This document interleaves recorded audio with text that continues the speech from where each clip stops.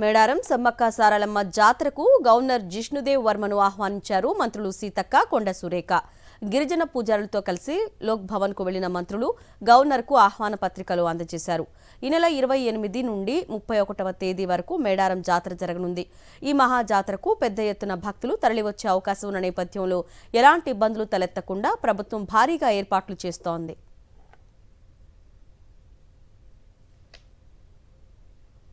Jagtial MLA Sanjay Kumar పై పరోక్షంగా తీవ్ర వ్యాఖ్యలు చేశారు మాజీ మంత్రి జీవన్ రెడ్డి.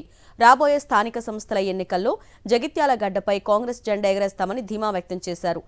అవకాశవాదులు ఎవరూ అడ్డం పడ్డా వదిలేది లేదని హెచ్చరించారు.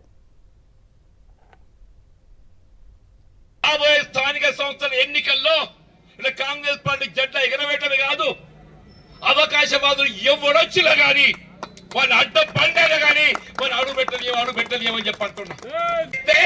అక్కడనే అడ్డంగా తొక్కుతామని చెప్పంటున్నాను. జాగ్రత్త, అక్కడనే అడ్డంగా తొక్కుతామని చెప్పంటున్నాను.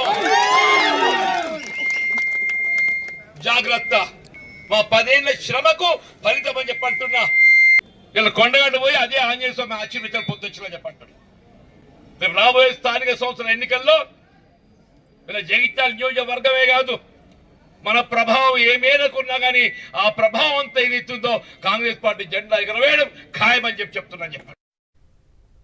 బైక్ చోరీలకు పాల్పడుతున్న అంతర్రాష్ట్ర ముఠాను మియాపూర్ పోలీసులు అరెస్టు చేశారు. నిందితులు బైక్ మెకానికులుగా పనిచేస్తూ దొంగతనాలకు పాల్పడుతున్నట్లు పోలీసుల విచారణలో తేలింది. దాదాపు 60 లక్షల విలువ చేసే 24 ద్విచక్ర వాహనాలను వారి నుండి స్వాధీనం చేసుకున్నారు.